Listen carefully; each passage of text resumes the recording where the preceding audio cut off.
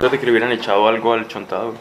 Nada, absolutamente nada. Duro irrita los ojos.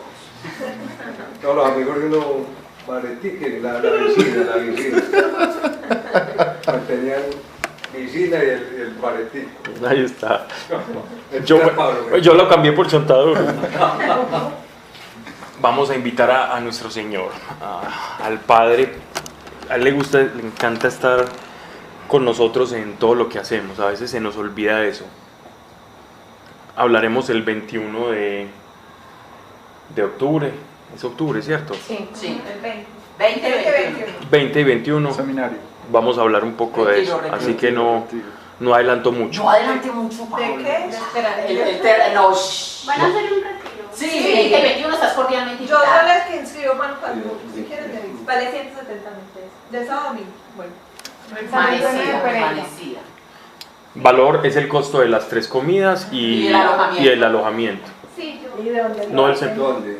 Eso es por el parque de Eso se llama Tutuján. para San Antonio de Pereira. Sí, Yo es sábado y domingo. Sí, señor. Es porque es festivo. Entonces el lunes ya queda para que las familias.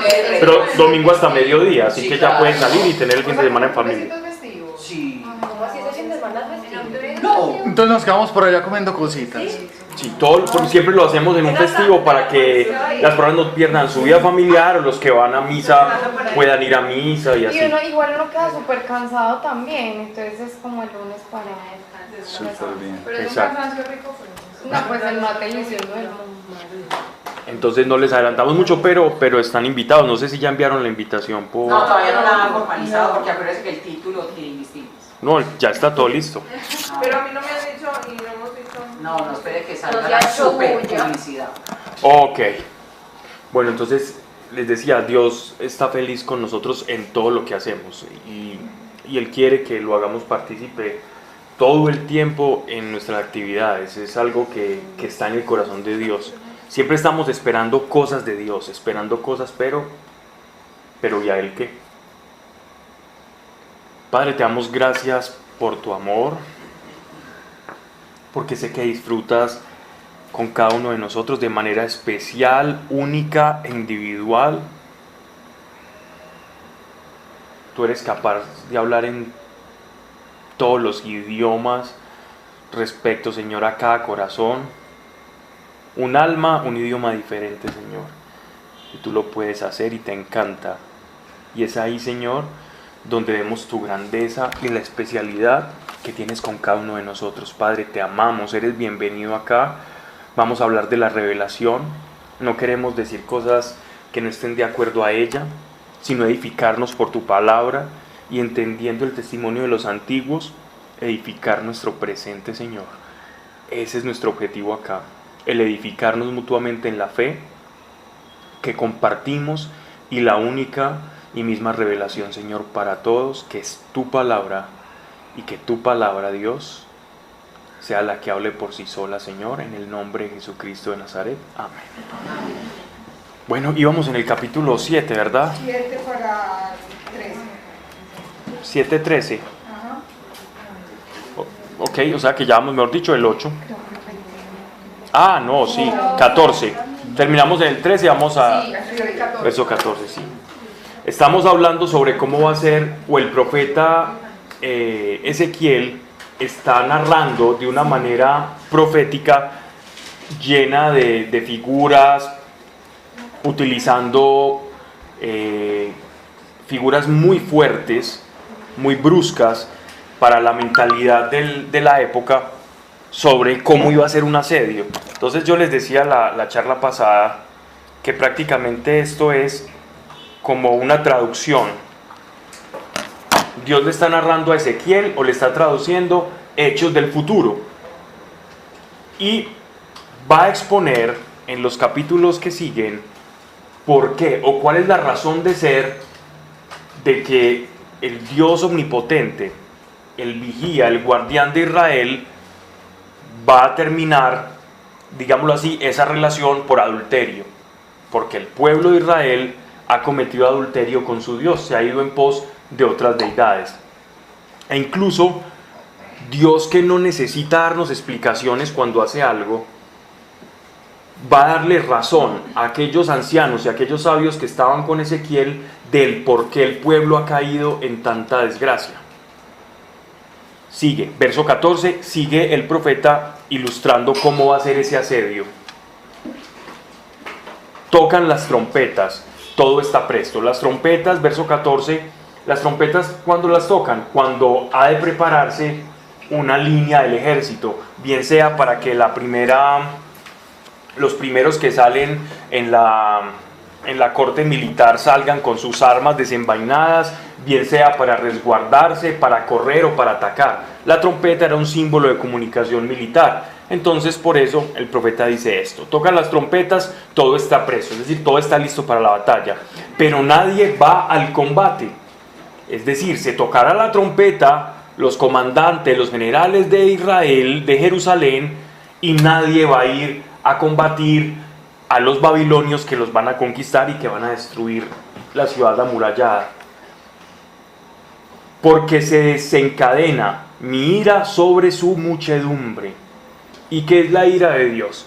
Y esto ya lo hemos venido conversando. La ira de Dios es la incompatibilidad que tiene por su naturaleza perfecta, santa, pura, inmaculada, Dios nuestro Señor, con el pecado y con la abominación. Lo que resulta del pecado contrastado con la santidad de Dios, a eso se le llama la ira de Dios. Todo pecado que contrasta con la santidad de Dios suscita lo que se llama el atributo de la ira de Dios. Dios no se enoja como el ser humano se enoja. Dios no se irrita como nosotros los seres humanos. Dios es espíritu, en esencia bueno, en esencia santo. Así que lo que se llama la ira, que es un atributo que tiene relación con su justicia, para que exista la ira de Dios o su justicia, tiene que haber un acto de contradicción a la santidad de Dios. Eso es como cuando tú haces chocar dos elementos que son incompatibles, ¿cierto? O elementos, digámoslo así, de la tabla periódica que unidos en sí van a generar una explosión.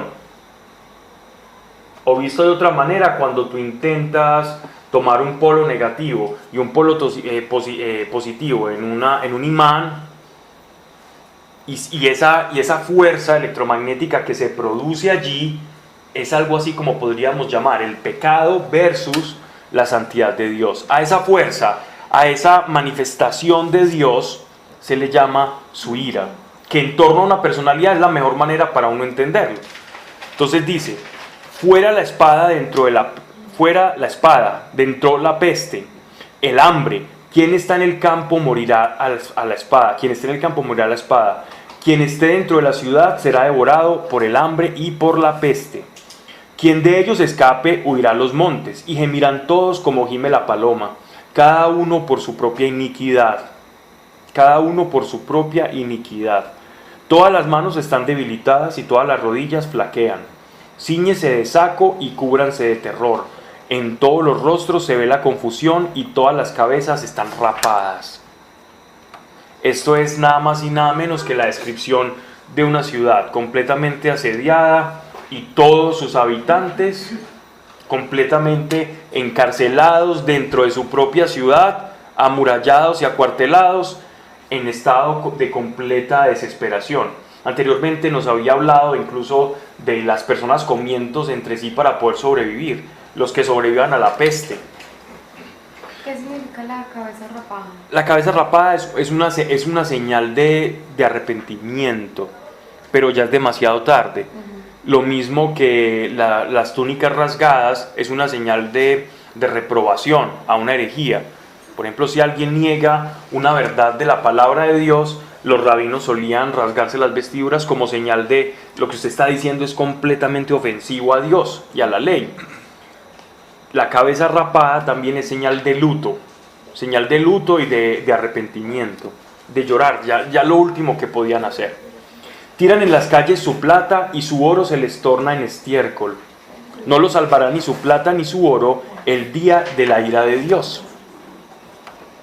Miren que nosotros no nos detenemos a veces a pensar, verso 19, lo frágil que es una sociedad humana. Es tan frágil y nosotros tenemos tanta confianza en un trabajo o en nuestras posesiones o en un seguro, sea lo que sea que te dé cierta sensación de seguridad, que para Dios es una falsa seguridad. No estoy diciendo que esas cosas sean malas, no, son falsas seguridades. Solo existe una seguridad en este mundo y es Dios. Y si tenemos nuestra seguridad en Dios, garantizado tenemos también nuestra vida eterna. O sea que ahí sí estamos verdaderamente asegurados en la fe. Era tan frágil que él está hablando a todos aquellos comerciantes que se habían enriquecido por aquello de las rutas fenicias, porque muchos comerciantes en Israel aprovechaban la ubicación geográfica en la que se encontraba Israel para comerciar con los fenicios, que eran grandes comerciantes y ricos. Fenicia siempre era como la Suiza de antaño, que era un país completamente rico, siempre estaba neutro en todas las guerras, así que lo único que le importaba era producir barato, vender caro, y de esa manera fructificaron y crecieron, ¿no? Hasta que llegaron los asirios y acabaron un poco con esa neutralidad de los fenicios. Ya lo habíamos estudiado cuando veíamos Isaías. Entonces, habían ya muchas personas en Israel adineradas. Israel, en la época del rey Josías, por ejemplo, fue una época buena para Israel, y se habían ya suscitado demasiados ricos y personas hacendadas, y en ese estado de confort, igual que a ellos, igual a nosotros nos vamos olvidando de Dios. Cuando tú ganas un confort, una estabilidad, parece como que Dios nos vamos olvidando. Entre más nuestra vida se va haciendo cómoda, menos después vamos a necesitar a Dios. Y entre menos yo necesite a Dios, como que yo digo, ¿será por qué me estoy alejando de Dios? Y a veces el confort juega en nuestra contra. A veces el tener tantas seguridades termina jugando lo que debía ser un estado de bienestar y agradecimiento, termina jugando completamente en contra de nosotros. Por eso Dios dice que es muy difícil que un rico entre al reino de los cielos. Sí, por eso mismo.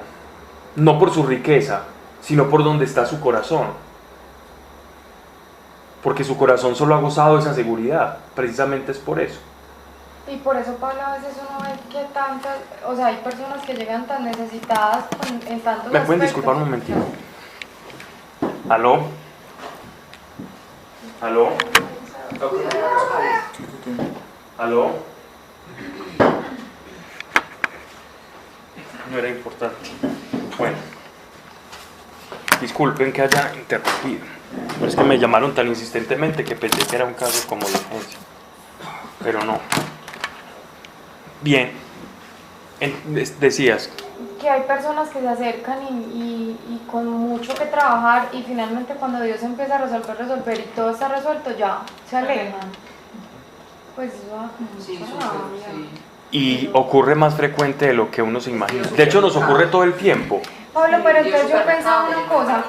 Tú decías que cuando realmente uno experimenta a Dios no hay vuelta atrás, y hay un punto donde yo siento eso, yo digo, Sí, un punto de quiebre que uno dice, no, ya de aquí no hay reverso. entonces esas personas es que no llegaron a ese punto.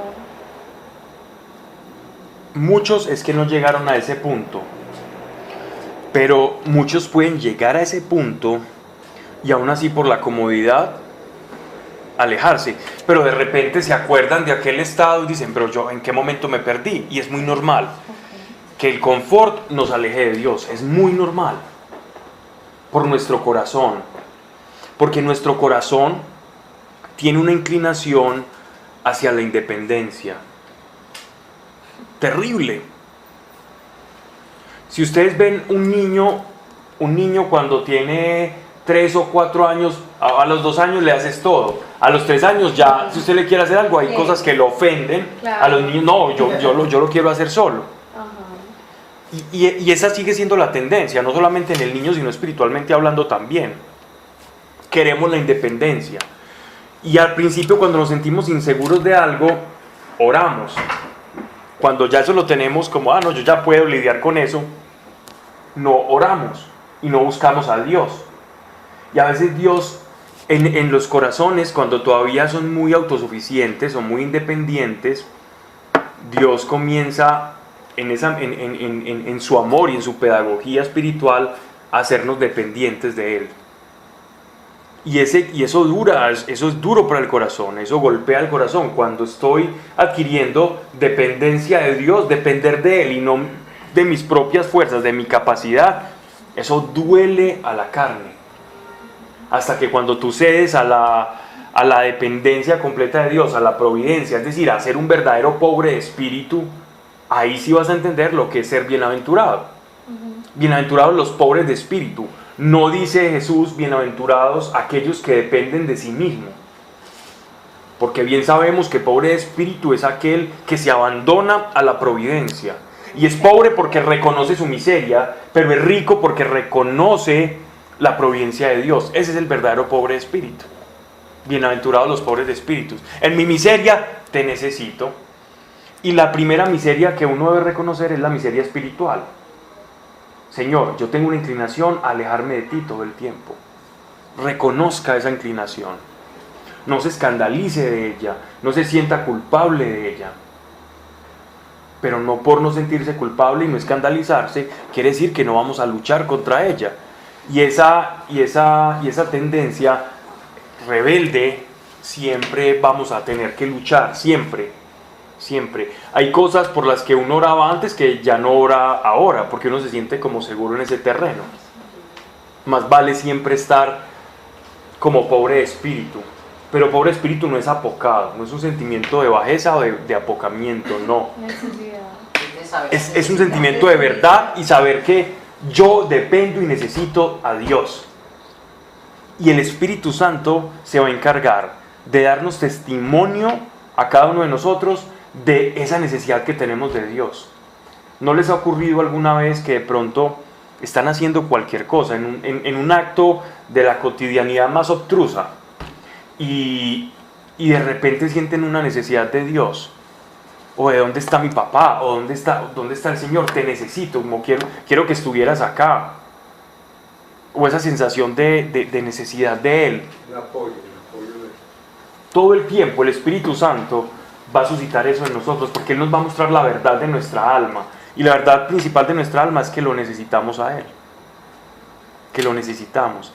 Y cuando estás en estado de necesidad y recibes lo que estás necesitando, en tu corazón se va a producir agradecimiento. Y ese agradecimiento va a hacer que tú nunca retrocedas, porque el corazón agradecido siempre va a querer darse más, ¿no? Tiran en las calles su plata y su oro, se les torna en estiércol. Verso 19. Ezequiel: no lo salvará su plata ni su oro el día de la ira de Dios. Aquello en lo que ponemos nuestra seguridad para efectos espirituales es completamente inútil. Inútil. Busquemos una verdadera seguridad que sea útil en lo espiritual. Miren que en esta catástrofe que ocurrió hace no mucho tiempo en Japón, con este reactor nuclear que producía energía a gran parte, esa parte que quedó devastada y habían personas adineradas y lo perdieron todo, y los seguros y ya no les respondían por X o por Y motivo.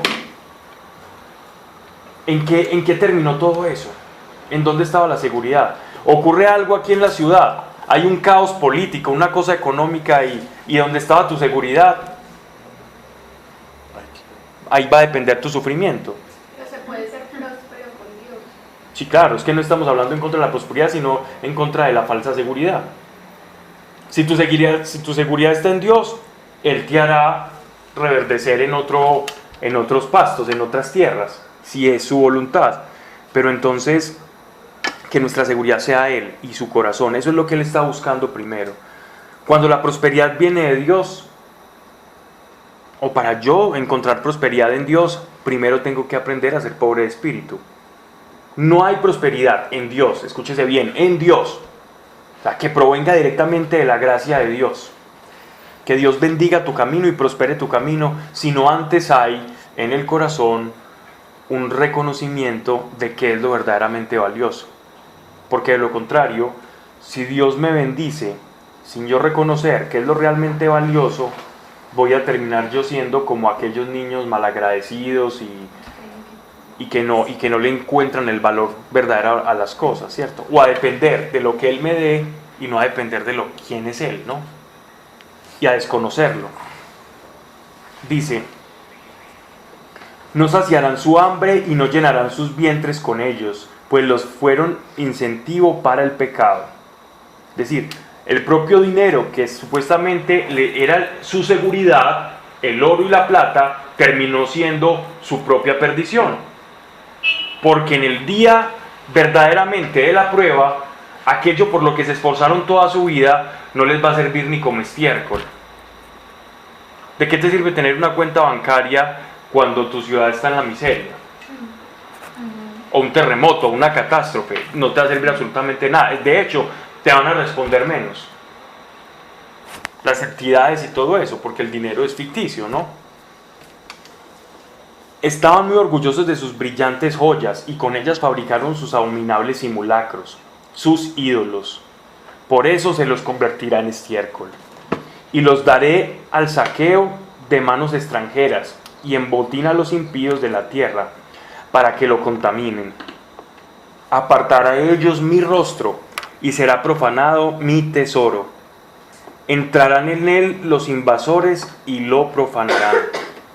Fabrícate cadenas, porque esta es la tierra llena de porque está la tierra llena de sangre y la ciudad llena de violencias. Traeré gentes perversas para que se apoderen de sus casas y pondré fin al orgullo de los poderosos. Y serán profanados sus santuarios. Viene el terror, pedirán paz y no habrá paz. Vendrá angustia sobre angustia y el anuncio de una seguirá de la otra. Faltará la visión a sus profetas. Los sacerdotes desconocerán la ley y los ancianos el consejo. Este punto acá, faltará la visión a sus profetas, los sacerdotes desconocerán la ley y los ancianos el consejo. Esto es bien importante porque primero la visión o el panorama aterrador de Israel empieza en lo material, pero no se queda ahí, en la destrucción material, sino que trasciende también al desabastecimiento espiritual. ¿A qué me refiero o a qué se está refiriendo la profecía? Dice, faltará la visión a los profetas, porque en medio de una situación complicada, el que verdaderamente está unido a Dios recibe auxilio de Dios y puede escuchar a Dios. Cuando todo se ponga oscuro o en el día venidero oscuro, aquellos que son hijos de Dios pueden escuchar la voz de Dios. Pero estos van a ser despojados incluso hasta de los profetas que les daban la visión o la comunicación íntima con Dios, el trato de voz a voz, de tú a tú, del profeta para el pueblo con Dios.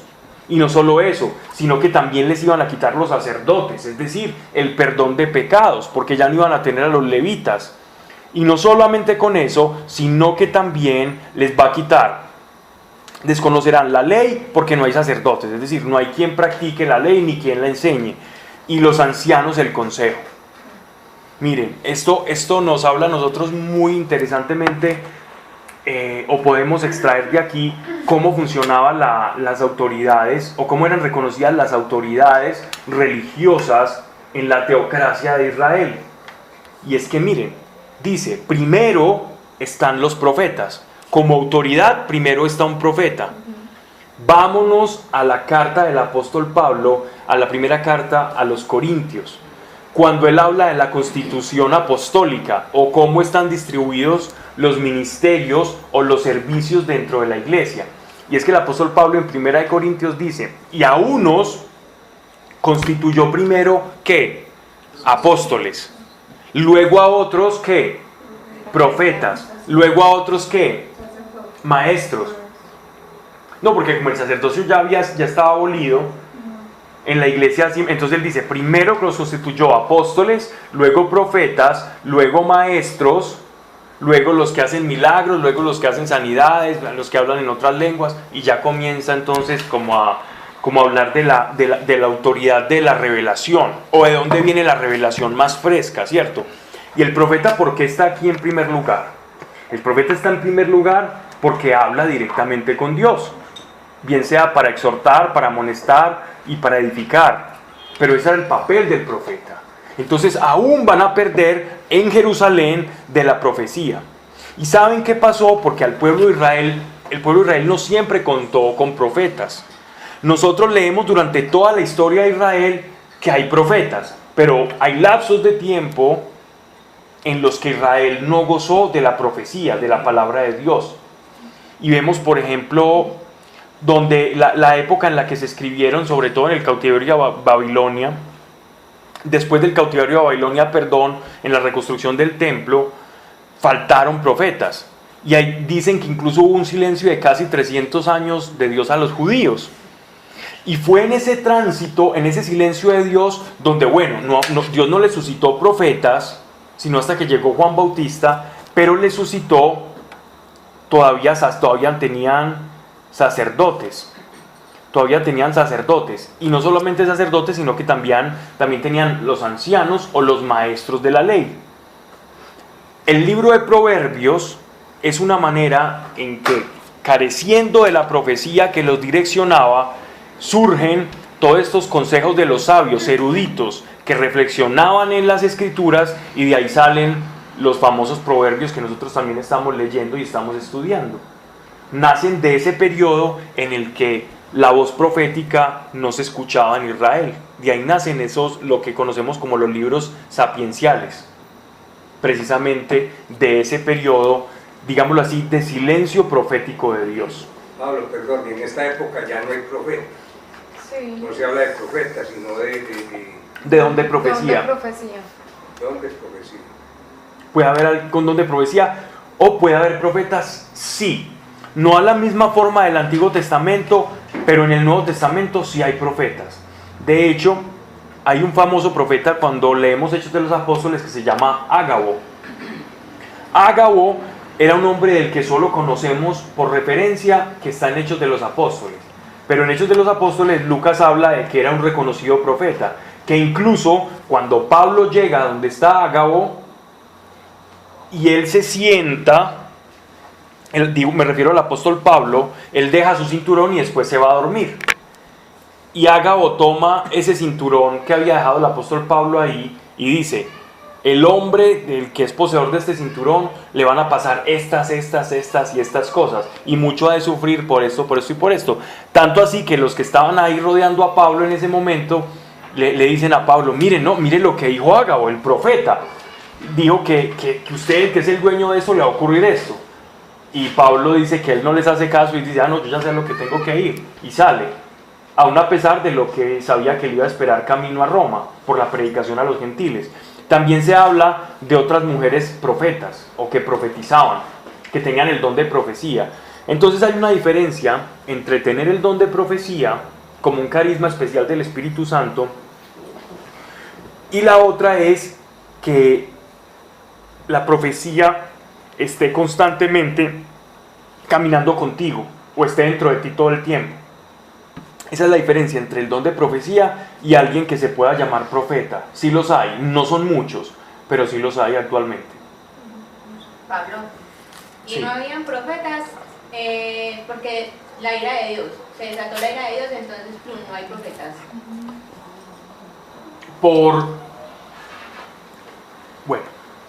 Por varios factores, ¿cierto? Uno de ellos es porque la Torá o la ley ya había sido dada, ¿cierto? ¿Qué hacía el profeta? El profeta recordaba la ley. Recordaba. Es como decir: yo tengo un manual de convivencia acá y yo se los entrego a cada uno. Y mando periódicamente una persona que sepa mucho del manual de convivencia y les esté recordando a todos lo que dice el manual de convivencia, ¿cierto? El profeta recordaba la ley. El profeta no se inventaba algo nuevo. Que de pronto, en medio de su comunicación con Dios, él era oráculo o vaticinaba cosas del porvenir, está bien. Pero la principal función del profeta es exhortar al pueblo o llevarlo a recordar qué es la ley, a explicarles la ley. Pero Dios sí tiene un silencio muy largo. pero en ese silencio ellos estaban esperando el Mesías. Ellos sabían que ese silencio profético era porque ya iba a llegar el Mesías, el que los iba a liberar, un rey profeta. Y cuando llega, no lo reconocen. Bueno, algunos sí, los que lo reconocieron se hicieron hijos de Dios. Y el último gran profeta fue Juan Bautista, que profetizaba y amonestando y llevando a las personas al arrepentimiento. Los apóstoles no fueron profetas. El apóstol combinaba, eran más que profetas, el apóstol combinaba los 5 ministerios. El apóstol era evangelista, era predicador del evangelio. El apóstol era maestro, enseñaba. El apóstol era profeta, profetizaba. Y aparte de eso, eran apóstoles porque fueron testigos presenciales de la resurrección de Cristo. Entonces, el apóstol es como el profeta del final de los tiempos. Porque tenía toda la estructura de la revelación dentro de sí. Los profetas de antaño profetizaban con base a la figura de Cristo. Los profetas del Nuevo Testamento, empezando por los apóstoles que están en una calidad superior,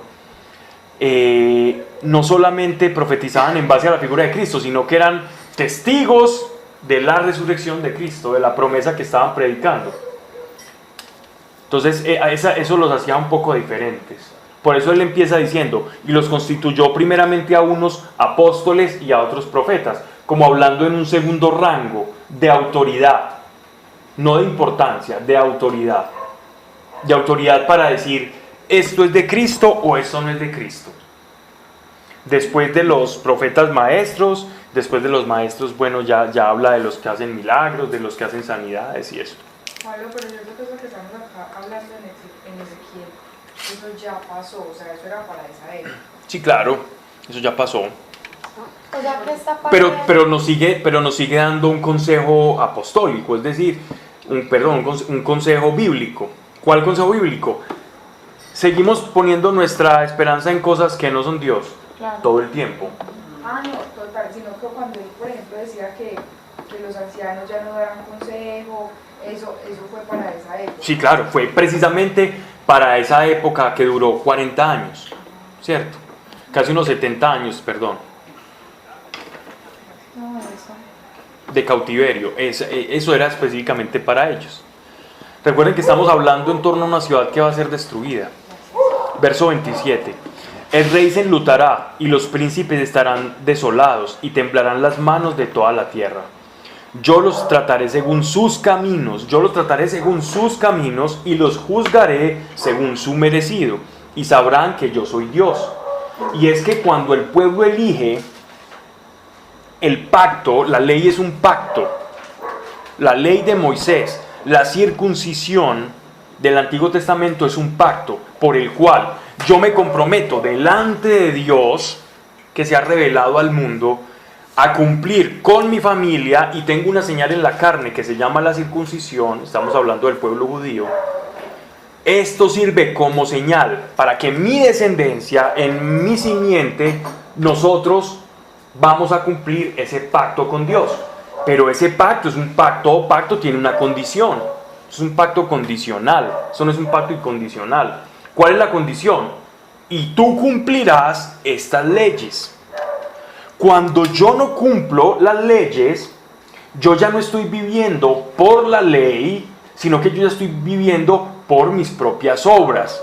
No por las obras de la ley, sino por mis propias obras. Entonces Dios les dice, cuando ustedes se salen de este pacto, yo los voy a abandonar. Porque no puedo, mi presencia no puede estar con ustedes de esta manera. Esa fue la preparación que él tuvo con el pueblo en el Sinaí. Dios les enseñó a caminar en la ley, para que por la ley sus corazones fueran edificados al punto en que ellos reconocieran que necesitaban a Dios y que el ser humano tenía una enfermedad muy grave que se llama pecado, que tenía que lidiar con ella. Pecado que nos hace estar en contradicción con el mundo en el que nos desenvolvemos, con todo, y esa misma fragilidad humana. Y cuando llegaran ellos a un estado de madurez espiritual, se iba a desarrollar en ellos una conciencia mesiánica. Me explico, una un saber, un conocimiento, una necesidad de ser rescatados. Una necesidad en la que tú te llegas a pensar, wow, yo tengo un problema, necesito una solución para ese problema. Ese problema se llama pecado. Entonces, cuando ellos ya estaban maduros y habían reconocido el pecado como nación, un arrepentimiento de verdadero, unos deseos de volverse de corazón a Dios, ahí iba a llegar un profeta llamado Malaquías y también llamado Joel, que iba a profetizar cuándo iba a ser o cómo iba a ser esa restauración. Joel, por ejemplo, predica completamente diferente a como está predicando Ezequiel. Joel predica, y en aquellos días, ¿qué van a pasar? ¿Qué cosas van a pasar? Sus ancianos, sus jóvenes profetizarán, sus ancianos tendrán visiones, y el Espíritu de Dios se va a derramar sobre toda carne. Es todo lo contrario a lo que nos están diciendo acá. Paulín, sería bueno leerlo después de esto, aprovechando que Joel, y es muy corto. Es muy cortico, como Sí. para Dice contrastar. Pablo, en estos momentos el pueblo de Israel está protegido pues, por Dios o lo tiene con todos los problemas que tienen los israelitas. Los judíos, el pueblo judío como tal, en esos momentos está supeditado a un pacto condicional. Si ellos rompen la condición, pasa si usted se sale del trato, ¿cierto? Es como usted decirle a sus hijos, yo lo cuido mientras usted esté bajo esta casa. La casa, entendámosla como el pacto. El día que usted se vaya y llueva y le caiga granizo, aquí está la casa. Vuélvase a la casa. La condición, si están aquí conmigo y cumplen mis preceptos, por la ley vivirán. Pero si se salen de mis preceptos, por la ley del mundo van a morir, porque la ley del mundo es muerte. Pero aún así, dentro de la casa de Dios, ellos sabían que algo les faltaba.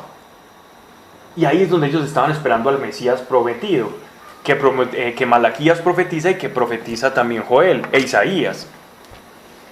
El restaurador de todas las cosas, el restaurador de Israel, del ser humano como tal. Esa esperanza era la de un judío verdaderamente maduro. Un judío maduro iba a entender, necesito ser salvado. Y esos fueron los que siguieron a nuestro Señor Jesucristo. La primera iglesia fueron judíos que reconocieron en Él. Él es el Salvador, Él es el restaurador de todas las cosas. El que profetizaba Isaías, el que profetizó Daniel, del que hablaba Juan Bautista. Ese es verdaderamente lo que nosotros necesitamos. Y en nosotros, que lo hemos reconocido a Él, bueno, estas palabras nos van a tocar como un efecto en que ellos son como un espejo para nosotros, que nosotros, a pesar de estar en la gracia, también podemos tener falsas seguridades. Y que no estemos en esa comodidad, que nuestra comodidad, cuando veamos que nuestra comodidad nos está alejando de Dios, cuidado, mejor incomodarnos, mejor tener un revolcón en nuestra vida, mejor que tiemble, pero que nuestra alma esté firme, que nuestras piernas se estén moviendo en nuestro suelo, pero que nuestra alma en el cielo esté completamente anclada. Eso es lo más importante. El rey se enlutará y los príncipes estarán desolados y temblarán las manos de toda tierra. Yo los trataré según sus caminos y los juzgaré según su merecido, y sabrán que yo soy Dios. Cuando dice y sabrán que yo soy Dios, no es como amenaza, sino ellos sabrán que yo soy Dios. Recuerden que Ezequiel está profetizando porque esto que estoy diciendo se va a cumplir, porque ellos creían que eso no iba a pasar. Entonces sabrán que yo soy Dios es por el cumplimiento de su palabra. Se sabe quién es Dios porque su palabra se cumple. Entendamos también que esto está lleno de colores. Entendamos que esto tiene muchos colores y muchos matices. ¿Qué quiero decir con colores?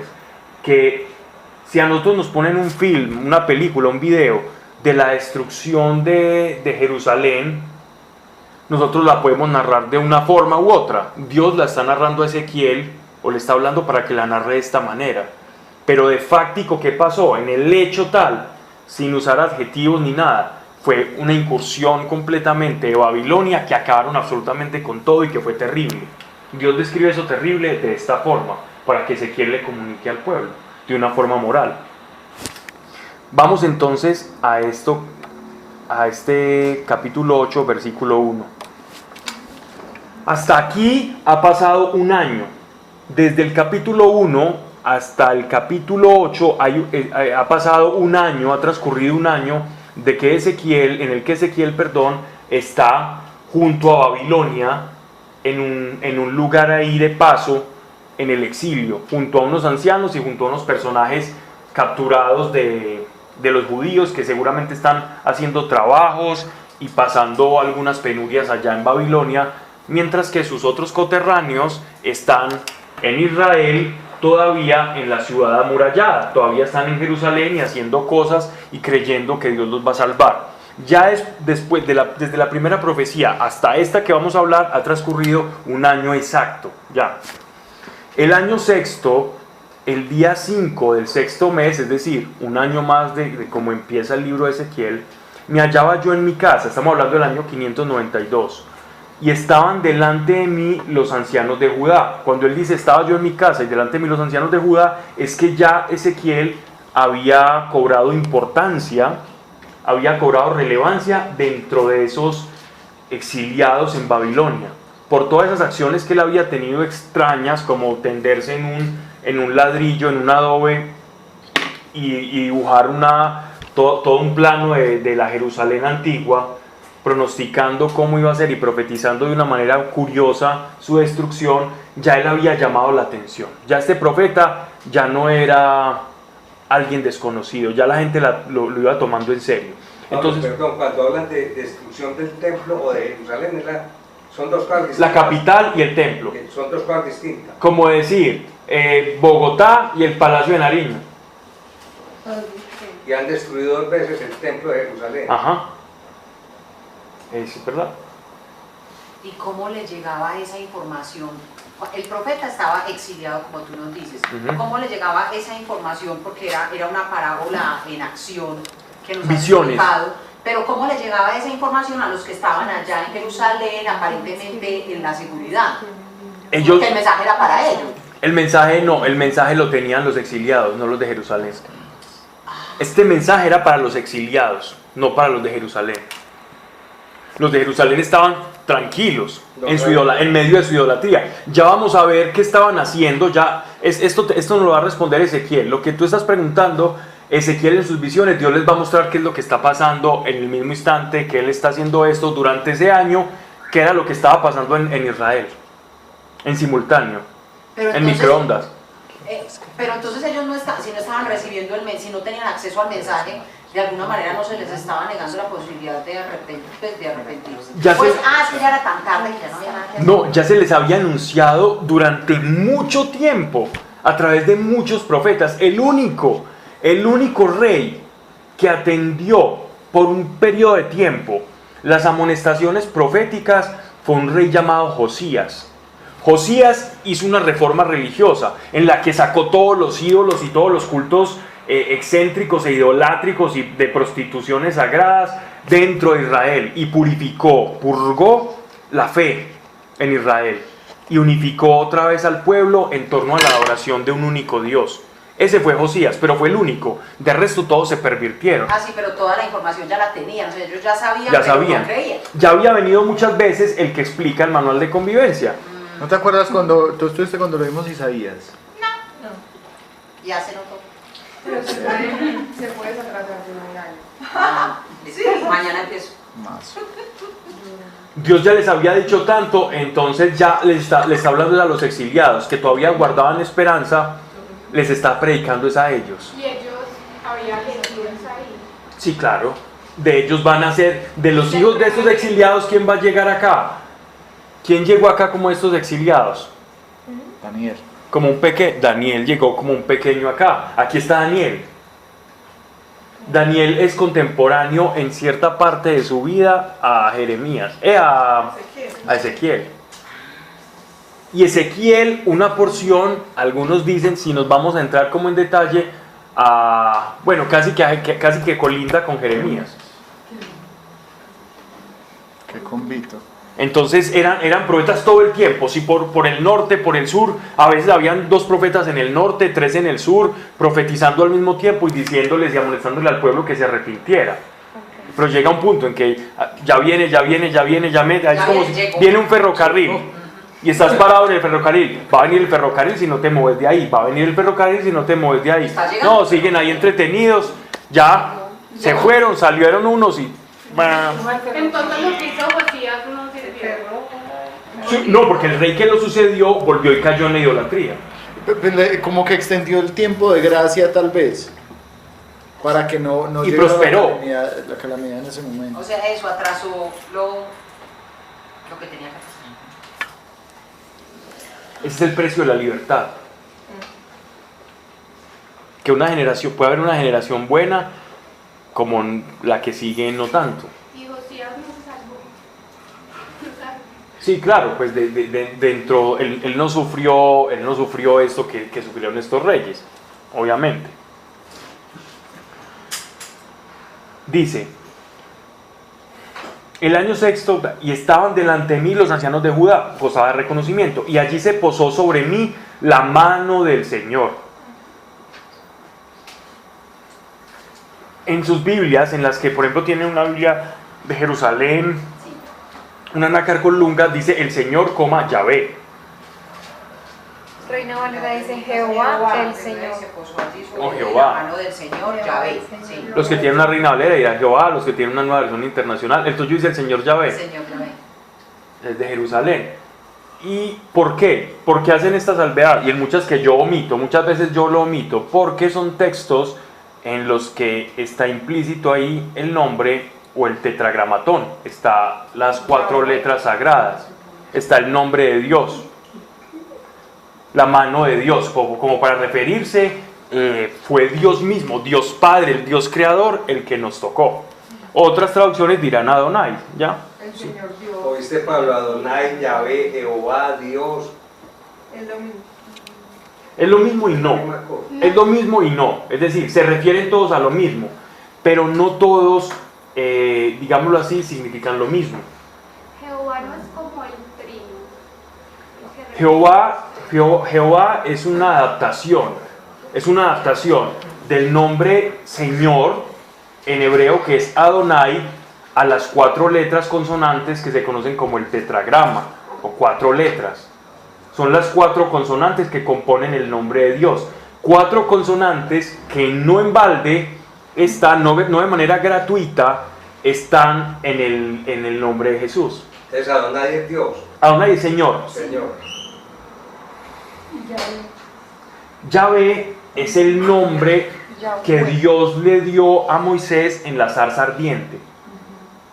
Y ustedes me conocían antes como el Shaddai, como el Dios de las alturas. Ahora me conocerán como yo soy el que seré.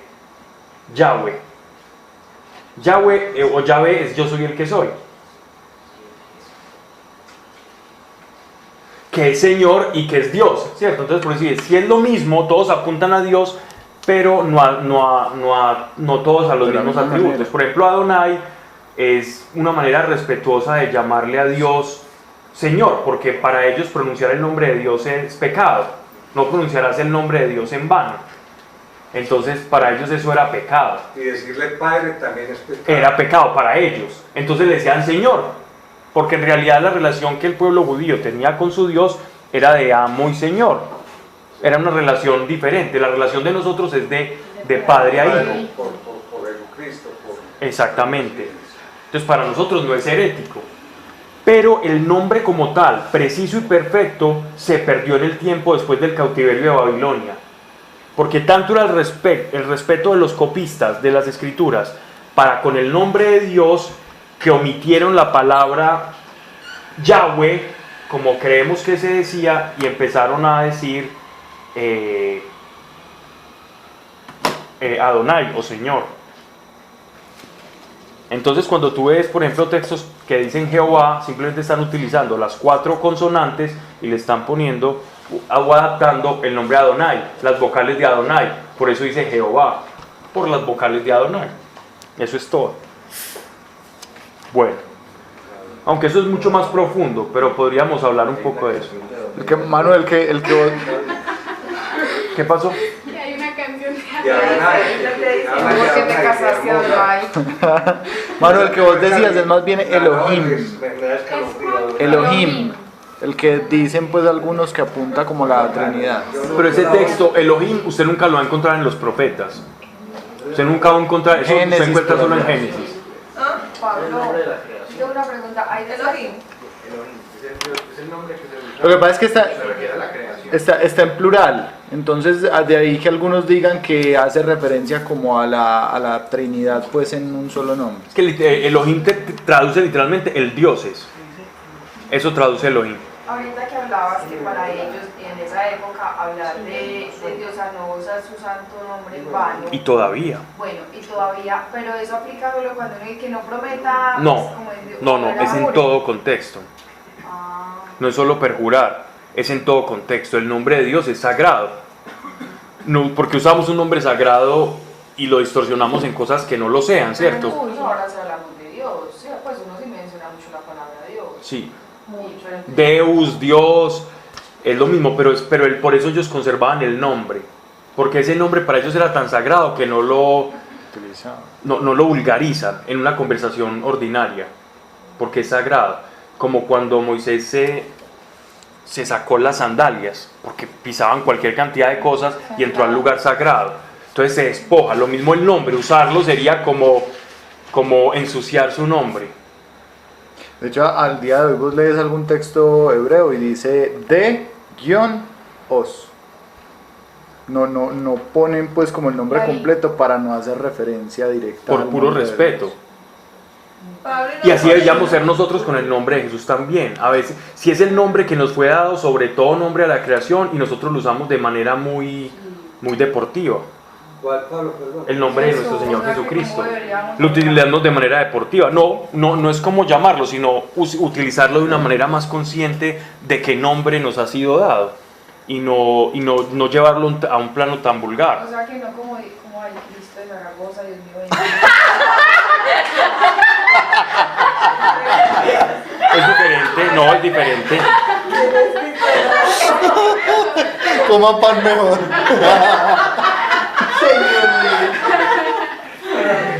Pablo, yo molesto mucho, Pero está muy bien. Sí, no, pero en ese caso sería como una advocación. muy bien. Sería como una advocación, una admiración o como en señal de protección. Pero hay otros casos en los que ya empiezo a vulgarizar el nombre o para Pues no... cada vez que me aporreo decir, ay Jesús, pues, pero es una aporreón, ¿no? Como cosas de ese estilo, sí, no es.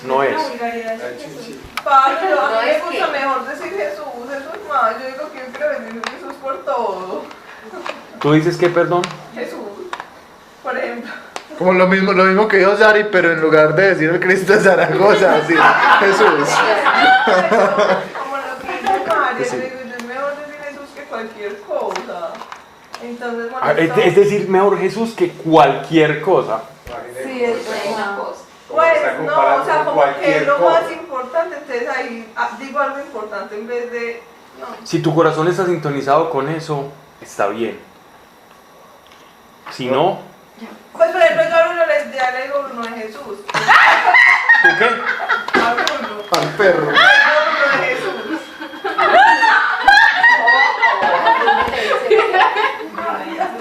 Justo. No, o sea, yo debo cambiar eso. ¿Qué crees tú? Ya me llega una viejita. Como él, y en realidad es de Jesús. Por eso, pues, pero entonces. Porque todo le pertenece a él, ¿cierto? Pero tú lo haces con esa conciencia. Está bien. No, y también queriendo que se convierta, pues, ¿Que se convierta en qué? En otro animal. Bueno, aclaro para los que están escuchando Ya esto, ya la perro. que Bruno es la mascota de Mariana. pues, A ver, como ¿qué va a cambiar el perro? porque Dios sí lo ha cambiado mucho. Lo usa para enseñarme a mí.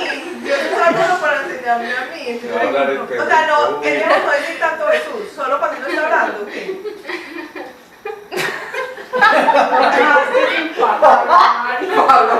Yo solo sé, Yo solo sé que Dios se manifiesta en su multiforme gracia, ¿cierto? Damos por terminada la clase. Dios se manifiesta en su multiforme gracia. Tú empezaste hoy la oración diciendo que Dios nos habla con un lenguaje distinto a cada alma, entonces No, pero también puede estar cayendo en un error. A Mariana la habla en puede que perruno. si yo lo haga con buena intención, pero sí puede estar cayendo en un error. Por ejemplo, Sari ayer me dijo Mariana de Socorro, yo Mariana de Socorro, no Mariana de Jesús. Pues porque yo prefiero ser de Jesús que de Socorro.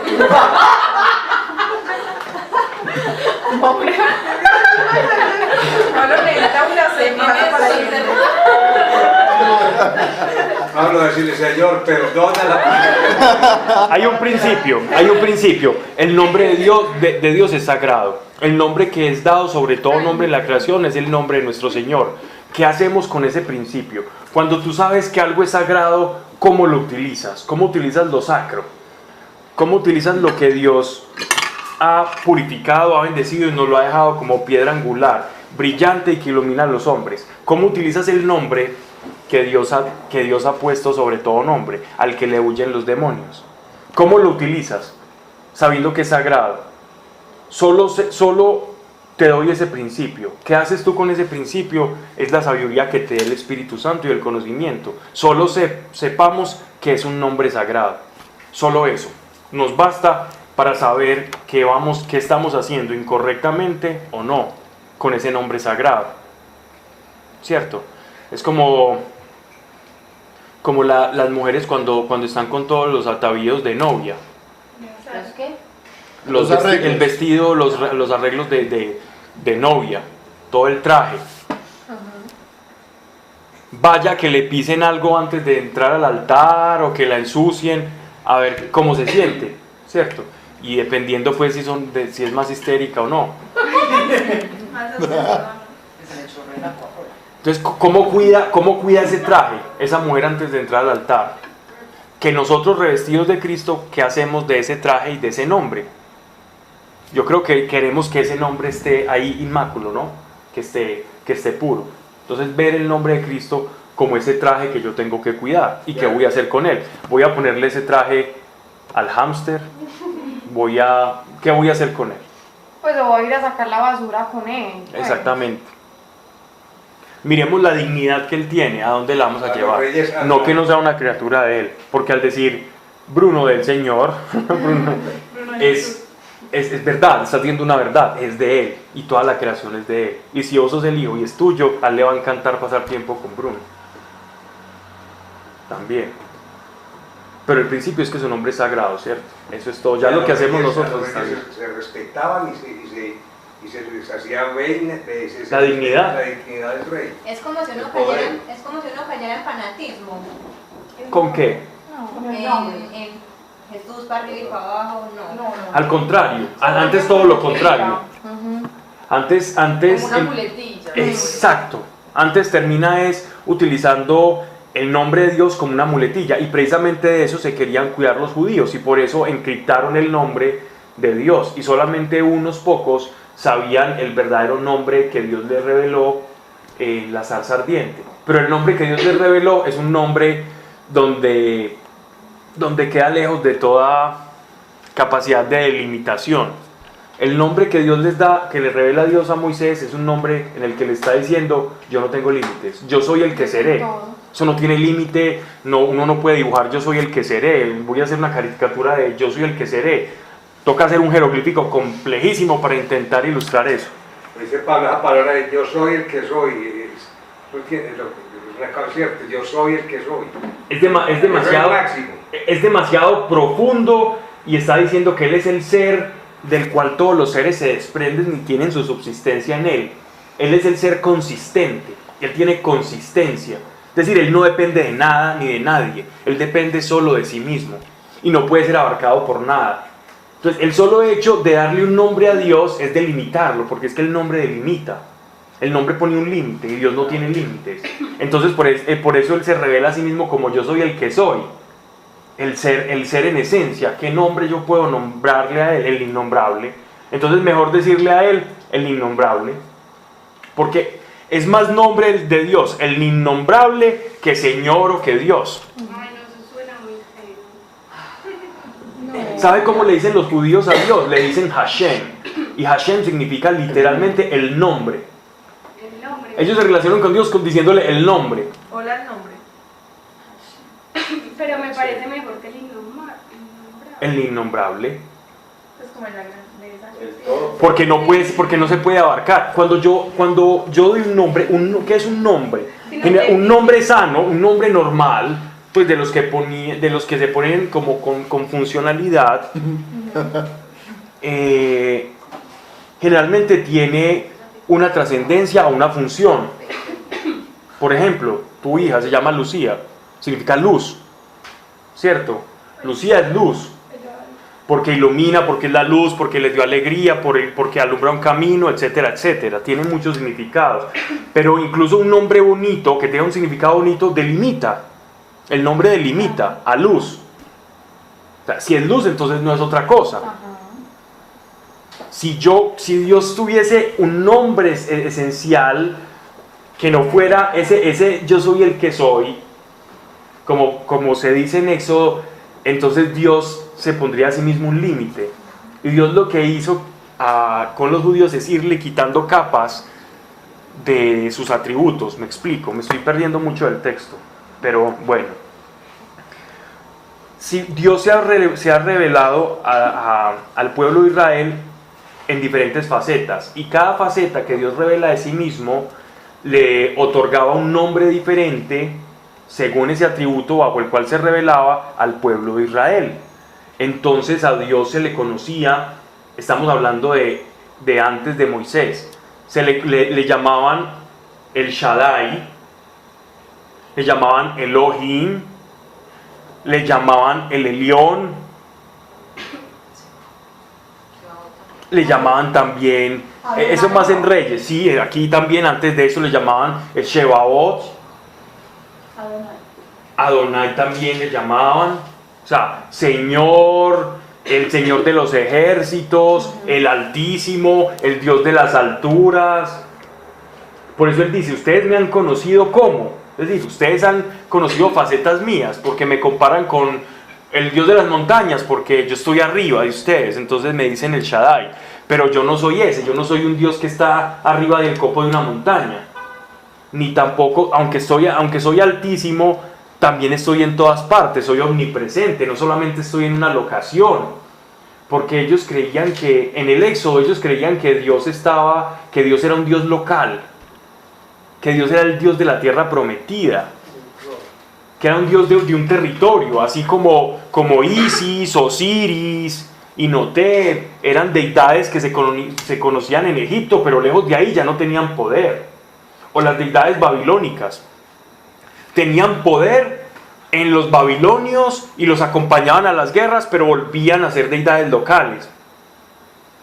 Abraham no conocía todos los atributos de Dios. Abraham no conocía o no tenía la revelación que Moisés tuvo, por ejemplo. Abraham tenía una revelación de Dios muy reducida.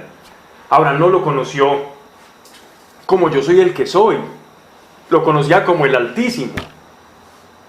Entonces si ven que Dios va revelándose poco a poco, va revelándose como si se nos quitaran capas de ignorancia de quién es Dios. Y dice el apóstol Pablo que a lo último, en la carta a los Colosenses, Dios se ha revelado a la humanidad en Cristo de una manera perfecta. O sea, en Cristo nosotros vemos la revelación perfecta de quién es Dios, de todos sus atributos de verdad, de una manera visible del Dios invisible, la manera que el Dios ilimitado se hace ilimitado para que nosotros lo podamos ver, tocar, oler y él se pueda expresar a un nivel humano. Ese es el propósito de la venida de Jesucristo, que el ilimitado que no se delimite a sí mismo, para que nosotros limitados podamos tener un contacto con Dios al nivel de nuestra comprensión y de nuestros sentidos. Esa es una de las razones de ser de la encarnación de Cristo. El hombre siempre va a estar en un estado limitado, hasta que lleguemos al Padre. En Él, no. Solos, lejos de Él, sí. Con Él somos nosotros más Él, o sea que somos ilimitado más uno. Somos parte de... Exacto. Pablo, pero igual siempre vamos a Pero ya estar estamos hablando de limitados temas por el muy... pecado. ¿Cómo? Siempre vamos a estar limitados por el pecado. Sí, hasta que Él llegue. Pero nosotros nunca vamos a poder ser perfectos, ¿cierto? No. Sí, sí vamos a ser perfectos. ¿Cuándo No, no, acá en la tierra? Aquí en la tierra no.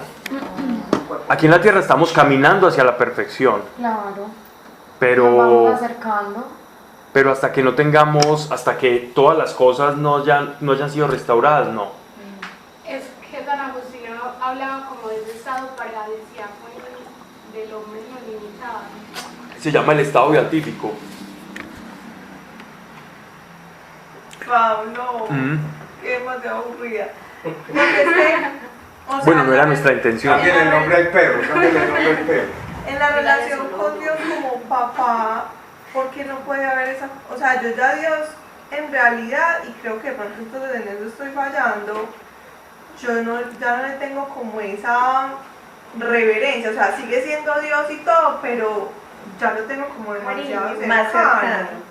Pues como que... Como el papá de uno. Sí, o sea, como que pues... Un amigo. Una relación personal. Sí, o sea, como que yo lo uso para todo, le hablo en todo, está en todo, lo quiero en todo, entonces digamos que como en esa confianza, entonces lo bajé de pronto a un nivel muy bajito. No, No. no. Uno puede tener a Dios como amigo o a Jesucristo como amigo. Claro. A Dios hay que respetarlo más. No. Sí. Qué buenas preguntas, muy buenas Hay que preguntas. respetarlo más y todo. Hay que respetarlo más, no, hay que respetarlo. Me encantan esas preguntas. Miren, bueno, cuando vamos a preguntar algo, hablemos duro, porque muchas personas que escuchan me han dicho que no se escucha, entonces se pierden mucho de No se la, escucha de la charla. Miren, entonces, ¿qué pasa con Dios Padre, con la reverencia a Dios Padre? El Espíritu Santo nunca nos va a permitir, porque es su trabajo, es su papel, el que tengamos una correcta participación de la Trinidad, o participación con la Trinidad. El Espíritu Santo se va a encargar a nosotros de ayudarnos a revelar esa confianza, porque Dios quiere estar en todo, porque es un papá. Es que si uno no se acerca a Dios como papá, entonces olvídese, porque entonces la sangre de Cristo, entonces, ¿qué pasó? Pero que no se nos olvide qué clase de papá es. ¿Qué clase de papá es el que tenemos? ¿Cierto? Y que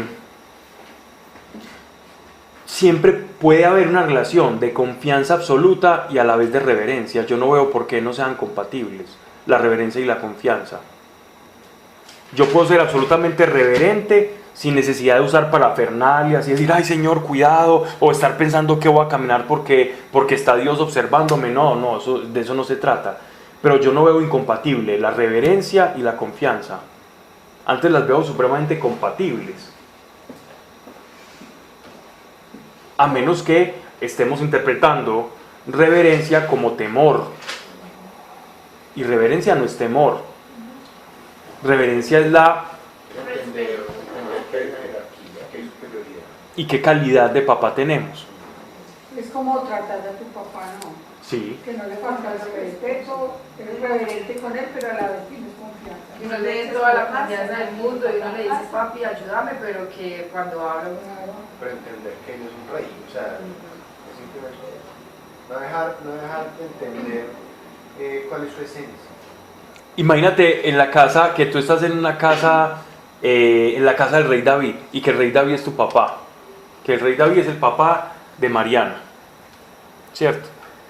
Y que tú estés en la cena con el rey David, y de pronto él llega y te tira un pedacito de pan, y tú en ese estado de confianza, y la gente ahí como atónita, viendo pues la confianza que se tienen ahí en la corte, y tú lo recibas, pero que de pronto el papá se pare porque va a decir algo el rey David en ese estado de confianza y te abrazó y le contaste todos los problemas de toda la noche y él te aconsejó, pero el día que el rey David llega y se para de la mesa, que es tu papá, y están con todas las de la corte, los hijos, los príncipes y las princesas, él se para decir algo públicamente y todos se tienen que parar porque el rey se paró, ¿cierto? Tú lo vas a hacer.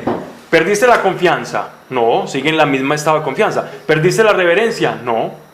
Sí, es que obviamente, o sea, es muy importante, digamos, manejar las dos cosas, o sea, como la reverencia y la confianza, y buscar que haya, digamos, una armonía en él.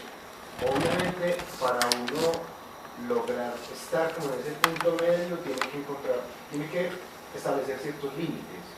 O sea, digamos, yo confío en Dios, pero Él y yo no somos iguales.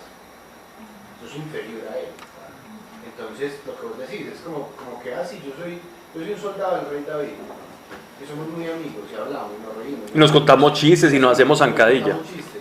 Pero si Él me dice algo, yo le digo, sí, su majestad. O sea, sigo entendiendo eso. Pongo un límite a la confianza que yo le tendría, por ejemplo, al gato.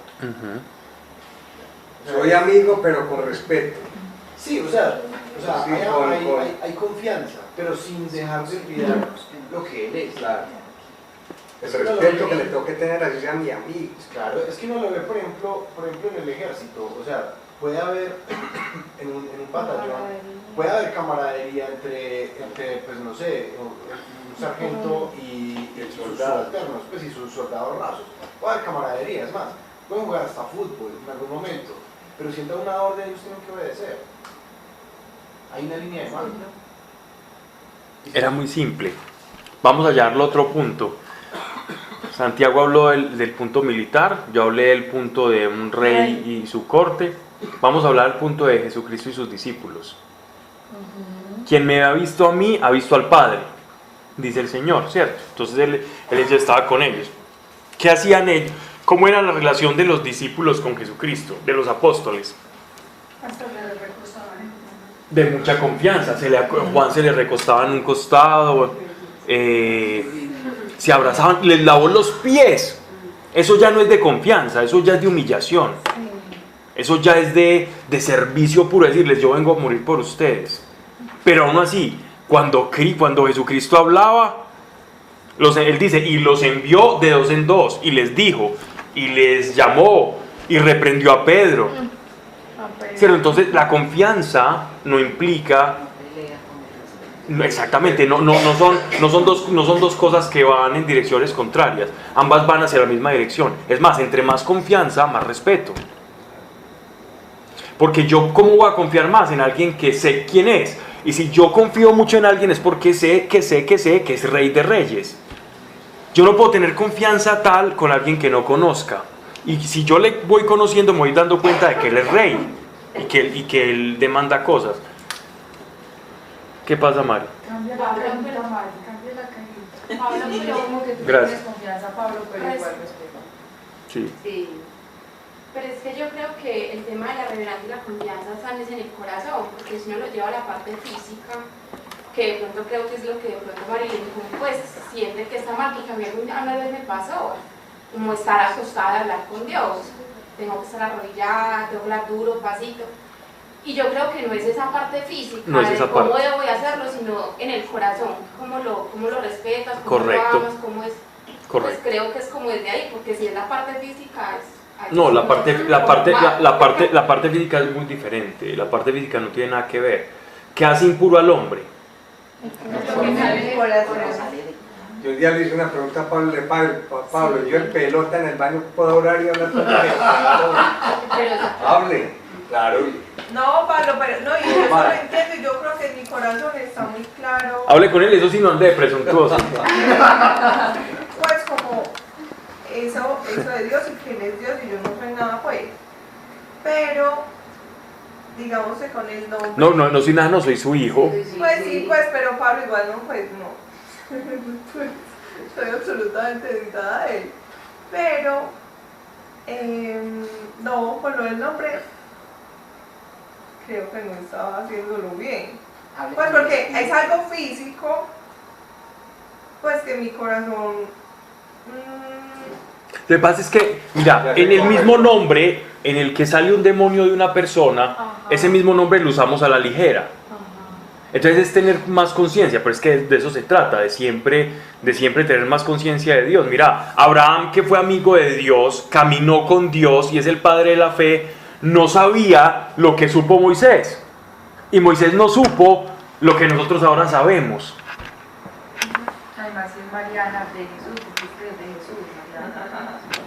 Entonces simplemente yo tengo la misma sensación de Mariana. ¿Cuál? Y es que muchas veces como ese uso de la palabra de Dios o esa invocación constante, de pronto en cosas que no son muy trascendentales o que no es en oración o que no es. No se trata de eso. Es como de reconocerle esa supremacía, pues como que gobierna mi vida. Que No necesariamente, no. Qué bueno que están diciendo eso, porque entonces veo que no me estoy haciendo entender. Miren, uno puede hablar con Dios en todas las circunstancias de la vida y todo el tiempo, hasta de contarle si le gustó a usted este pedazo, esta hogaza de pan que se está comiendo, esta porción, y decirle: Dios, gracias por esto, por la sencillez, o contarle, mira cómo se ve bonito esto, o ves un paisaje, ay, yo quiero viajar allá, Dios, o contarle las cosas más irrelevantes. Dios va a disfrutar contigo ese momento, y eso no va a ser para Dios vulgar, porque Dios se reiría de lo que a nosotros nos parece trascendente. Si Dios nos contara lo que es trascendente para Él, nosotros diríamos: pero ¿cómo? Así de fácil, Señor. Y nosotros pensando que lo trascendente son otras cosas, cuando lo trascendente para Dios puede ser que lo hagamos partícipe en todas las áreas de nuestra vida. Y la de nosotros es como tenerlo espaciado en el rincón de la solemnidad. Cuando yo me sienta con un corazón solemne, me voy a acercar a Dios, y solamente ahí, cuando esté como con un ánimo como exaltado, ese día voy a orar. Pero cuando yo esté como ofuscado, entonces ahí ya no voy a hablar con Dios. No. Dios quiere que lo hagamos partícipes en toda nuestra experiencia de humanidad. Seamos francos con Él. Ese corazón genuino es lo que Dios está buscando. A lo que nos estamos refiriendo es que eso no implica que no tomemos en consideración el nombre de Jesucristo, el nombre de Cristo que nos ha sido dada como una herramienta útil y perfecta, y no como una muletilla, ¿cierto? Entonces es como hacer ese clic en la cabeza, no que se nos vuelvan nuestros momentos de oración unas estancias de solemnidad, sino llevar a Dios a todos los niveles de nuestra vida. Eso es lo que Él quiere, pero considerando que su nombre es sagrado y quién es Él, que nunca se nos pierda de vista y que nos desenfoquemos de quién es Dios y quién fue el que nos salvó y quién es Cristo, Rey de reyes y Señor de señores, y toda rodilla se doblará y lo reconocerá. Que se le demuestre amor. Pablo, que le mira cae que... chuchito. ¿Te respondí o me quedé corto? ¿O ahí? No. Más o menos. Pablo, mira que los españoles más o menos mucho Dios quiere una relación directa con Él. ¿Cómo? Con amor y con honestidad. Miren, hay una cosa muy sencilla. El Espíritu Santo en nosotros nos va revelando en la relación. A veces Dios quiere simplemente estar contigo en lo sencillo y burdo de la cotidianidad, como el caso que estabas exponiendo. Y quiere estar ahí con nosotros, experimentando como lo que sos vos, su creación, y participando con ella, y hasta riéndose. Porque la risa viene de allá, no tengan la menor duda. Él goza con uno. Goza mucho con uno. Con las locuras, las bobadas. Demasiado. El nombre del perro. Gozará. Con Mariana yo creo que es feliz. No. Yo creo que está feliz. ¿Para qué perro no le.? ¿Qué le está diciendo Pablo? Ahora me está dañando la relación que tengo tan bonita. Mariana, el Señor Dios todo.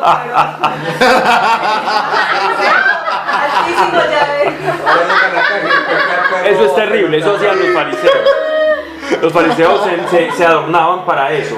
Intentando proteger el nombre, lo que hacían era ser falsos de corazón. Falsos. Bruno, ya no serás Bruno de Jesús. Solo Bruno Restrepo.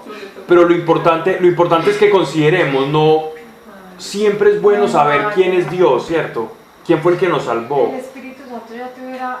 A ver, pues. El Espíritu Santo se encarga de moldear nuestra relación con Dios y ayudarnos a relacionarnos con Dios.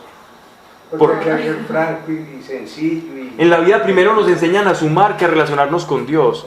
Se preocupan más porque sepamos dividir, multiplicar, empezar a leer fluidamente, que cómo nos relacionamos con Dios. Créanos que nosotros en esta sociedad llegamos como bebés. Nosotros evangelizados por allá cuando ya hemos aprendido un montón de cosas y desgastado el tiempo en una cantidad de cosas y apenas estamos como bebés en el espíritu, porque el mundo no está girando en torno al conocimiento de Dios, sino que gira pero para el lado contrario, al desconocimiento y al alejamiento y a la negación completa de Dios.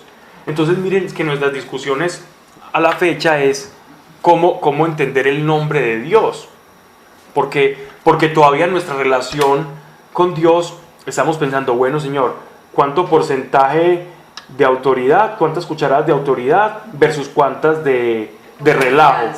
¿Cuántas de cotidianidad versus cuántas de autoridad, de respeto y de solemnidad? ¿Cuál es la proporción correcta? Y en eso nos estamos enredando, cuando lo más importante es que Él, por su sangre, nos hizo hijos de Dios. ¿Cómo eres tú hija de Dios? Eso yo no lo sé.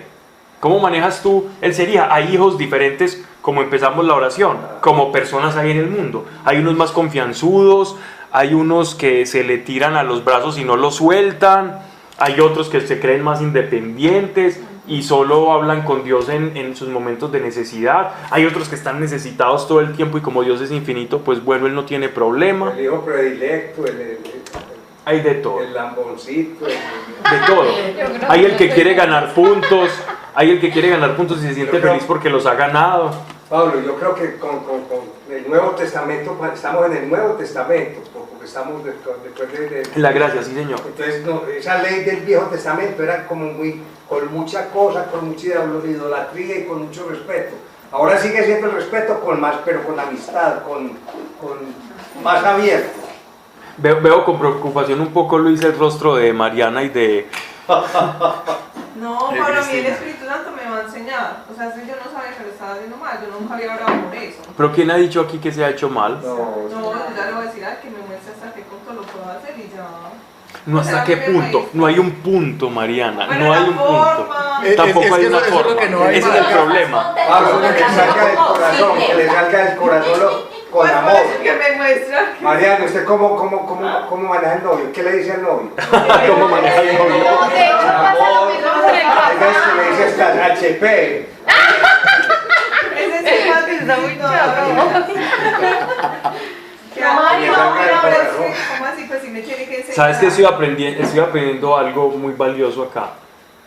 Y es que parece que hay personas que necesitan reglas claras y concisas. Y hay otras personas que simplemente con un principio van aplicando y van haciendo la regla. Dios tiene para todos. Si necesitas regla, Dios te la va a dar. Sí. Bacano lo que acaba de decir. Él atiende a todos con amor. Claro, hay papás que le tienen que decir a los hijos, bueno, en esta casa pasa poner un límite. Esto, hay otros que... Papás alcahuetas. Hay uno que le dice, mire, si usted hace eso es malo. Y ese nunca lo va a hacer. Hay otro que le tiene que explicar 10 veces por qué. Y hay otro que le tiene que quemar y lo tiene que volver para que lo cure y le dice, vea, por eso. Y vuelve y cae y le tiene que volver a decir otra vez. Dios es alcahueta, pero que le den las cosas con amor. Y lo otro que preguntó que Dios, que más respeto que Jesús, que dice que la pregunta no buena. Ah, que dijo que uno era más que el otro. El Padre, no, en la oración nosotros tenemos que ir por la sangre de Cristo confiados al Padre. Y el Espíritu del Santo clama dentro de nosotros, Abba Padre, papito. Y eso no es ofensivo, pero ¿qué calidad de papito tenemos? Que no es contradictorio, vuelvo y explico. Es como ser el hijo de un rey. Puedo abrazarlo, irrumpir en la alcoba real, pero es el rey. Ser confianzudo, pero es el rey. Yo nunca voy a dejar de saber que Él es el rey, sin importar la confianza que tengo. No el no tener confianza, pero siempre el saber con quién es el que tengo la confianza. No puedo perder de perspectiva quién es Dios, porque muchos se perdieron en esa perspectiva de quién es Dios y terminamos haciendo un Dios a nuestra imagen y semejanza y conveniencia. Y toda la nueva era es la desvirtualización, es decir, quitarle las virtudes a Dios de quién es Él y adaptarlo a nuestra manera completa de ser. La nueva era tomó las cosas de diferentes religiones y hizo un Dios popurrí, un Dios a la imagen de lo que yo quiera que se convierta. Si a mí no me gusta algo, entonces Dios no es eso. Sí. Ese es el peligro de no tener la perspectiva completa o la perspectiva de que Dios es rey, de que Dios tiene unos atributos, de que Dios tiene un ser, una manera de ser, que lo sustenta todo. ¿Ya? Pablo, perdón, cuando yo empiezo a orar o cuando estoy orando, hay veces que empiezo a orar y empiezo con Jesucristo, porque Jesucristo dice, para llegar a mi Padre tiene que ir a través mío, entonces empiezo con Él. Y de un momento a otro me encarreto con Jesucristo y llego, pero un momento, bien, digo, es que por encima de Jesucristo está Dios. Yo le digo, a ver, Dios, me meto un cajero de Jesucristo, y empiezo a hablar con Jesucristo, y un momentico, es que arriba está el papá, el tío, y entonces me tengo que tirar para abajo. Me encanta eso, me encanta. No, me encanta. ¿Quién no ha sentido eso? Díganme, ¿quién no ha sentido eso? Todos hemos experimentado el problema trinitario. Digo el problema para nuestro entendimiento de la Trinidad. Cuando yo voy a orar, ¿cómo es la situación? ¿Cómo es la situación? Miren, a mí el Espíritu me sacó de ese problema no hace tanto tiempo. Yo duré mucho tiempo de conversión con ese problemita. Entonces yo iba como para empatar con todos y decía, hoy voy a inclinarme más hacia el Espíritu Santo, hoy voy a inclinar más mi oración hacia Jesús. Por eso me pongo rojo. Jesucristo y mañana hablo con Dios. Por empatía, no por vergüenza. Mire, yo... No me estoy refiriendo a uno, me estoy refiriendo a todos. ¿A qué me refiero entonces con esto? ¿Cómo vamos a orar? ¿Cómo comulgué o el Espíritu Santo me quitó ese problema? Porque se me estaba volviendo una paradoja completa, un enredajo, la oración. Y mire cómo fue hermoso esto. Una vez iba camino a un parque a hablar con Dios, Padre. Y entonces el Espíritu Santo me mostraba lo siguiente. Fue como un insight, una revelación interior. Y es tan simple que está escrito. Es que no estamos diciendo nada nuevo. Cuando tú vienes a mí, Dios Padre, ¿por qué puedes venir a mí? ¿Por qué podemos ir al Padre? ¿Por qué? Porque nos reveló el Espíritu. No, por Jesucristo, pero ¿por qué? Por el amor que le tengo a Él. También, pero ¿por qué? Por el sacrificio. Por el sacrificio, por la sangre. Por la cruz. Por la sangre de Cristo, nosotros podemos ir delante de Dios, al Padre. Listo. Y por medio de quién podemos orar y nuestras oraciones tienen repercusión a Dios. Cuando nacemos de nuevo nacemos del Espíritu, por medio del Espíritu Santo que intercede por nosotros y nos ayuda en nuestra oración porque no sabemos cómo pedir.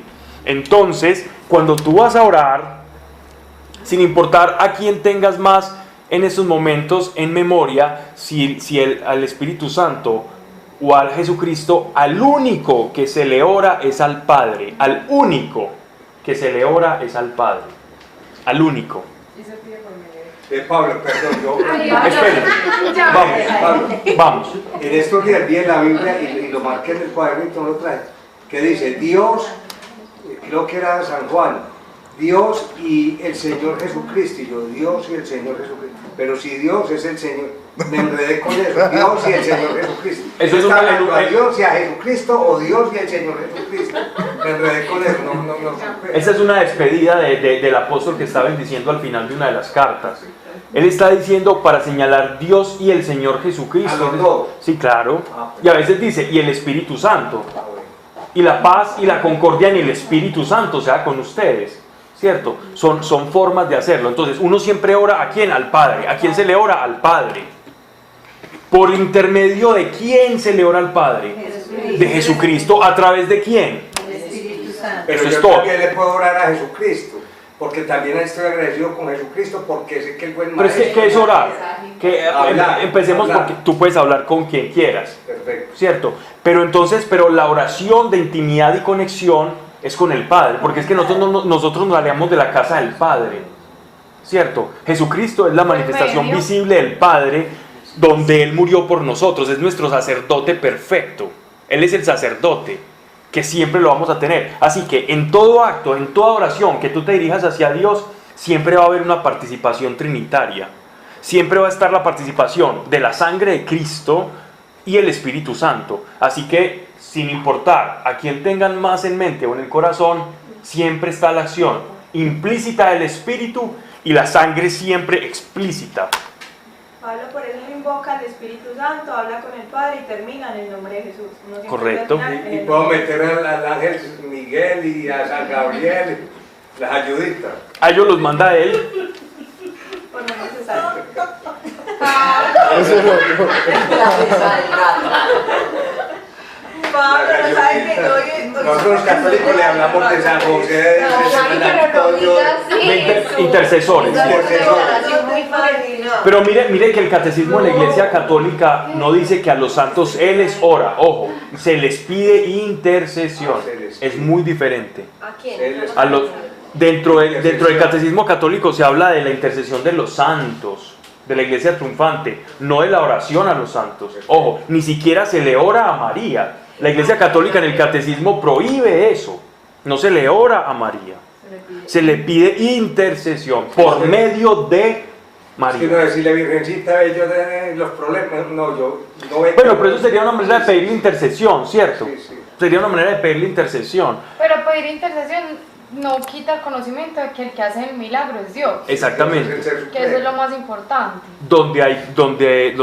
Ahí es donde se desvía la fe. Uno debe tratar Y eso no lo digo yo, eso lo dice el catecismo. con respeto de acabarle eso a la gente. Pues por ejemplo a mí eso me dio súper duro cuando empecé, pero uno simplemente como y mira, pues hay que hacer Jesús, pero si quieres pedir intercesión, pues hacerlo y que el Espíritu Santo lo vaya mostrando a esa persona o tratar como de una No vez. explica, no explica. Hay personas que necesitan Y hay el personas- mazo directo y hay otros que no. Y hay unos que van a escuchar y hay otros que no. Exactamente. Hay unos que necesitan ser exhortados, hay otros que simplemente el Espíritu Santo los llevará. Dios, yo creo que da la sabiduría para quién es el que necesita ser exhortado en el momento, porque es una persona que te va a creer y está depositando la confianza en ti. Sí, vos sabes, le explicas el porqué y es una persona razonable, es iluminada su conciencia por el Espíritu y va a aceptarlo. Hay otras que no, porque todavía tienen determinada soberbia espiritual y es mejor que el Espíritu Santo les vaya revelando en el camino, no te tienes que meter con eso. No somos formadores de todo el mundo, ni tampoco tenemos las soluciones, ni lo que hacemos y cómo lo hacemos es lo mejor o es lo ideal. Porque Pablo, esto está muy bueno, no va a acabar la clase. Pablo, yo leo al Espíritu Santo. Yo que pensaba que era al revés. Pablo, yo leo al Espíritu Santo. Yo, como está dentro de mí, es amor, poder y dominio propio. Yo le digo, activate, por favor. Esos son los frutos. Pero yo no le puedo pedir algo, entonces es eso. Esos son frutos del Y Espíritu. que crezca en mí, ¿no? Sí, claro. Si tú le dices así, él entiende que le estás diciendo que su manifestación sea completa y que te embriagues de él. Si yo fuera, yo entendería eso. Pues es que es un ente de fronteras. Bueno. Correcto. Oíste, Pablo, la repetición todos los días le digo, Señor, dame tu Espíritu Santo. Y el otro día digo, pues que ya lo pedí ayer. Eso- Esa, por ejemplo, es una oración inocua. ¿Por qué? Y no, cuando tienen los hijos. Irrelevante, Irrelevante. innecesaria, ineficaz. No, pero no pedirle, porque ya lo dio. Ya todos los días lo pido, Señor, dame el Espíritu y al otro día lo mismo. Pero si Yo pienso, digo, pero es que ayer le dije que me lo diera y ya lo estoy pidiendo. Entonces, vea lo que está diciendo Pablo, ya se lo pidió, no le voy a pedir el Espíritu Santo. Sino darle las gracias, Señor, te doy gracias porque me han dado el Espíritu Santo. Pero Es uno que sí ayer puede antier- pedir el Espíritu Santo para que lo respalde en cada uno. Pero es que no es pedir, el Espíritu Santo no es algo que viene y se va, como los profetas. El Espíritu Santo no es una presencia que viene y se va. Tú le dices al Espíritu Santo, ayúdame en esta situación, pero porque está en ti. No que viene y se va y está alejado. Que todos los días lo pido. Hay personas que es complejo. Lo tengo, Camila. Yo creo que más bien Pablo, lo que decía el apóstol Pablo, aviven el fuego El del fuego, Espíritu eso es Santo. diferente, eso es No, embriagarse del no es que no se tenga, sino profundicen su intimidad con Dios. Fortalece en mí. Exacto. Es unirme de tal manera al Espíritu Santo que mi espíritu resuene con él y entonces yo empiece a escucharlo. Y es que el Espíritu Santo habla y te dice, por acá sí, esto no lo hagas, aquí va a pasar esto. O estás caminando y te muestra el corazón de una persona.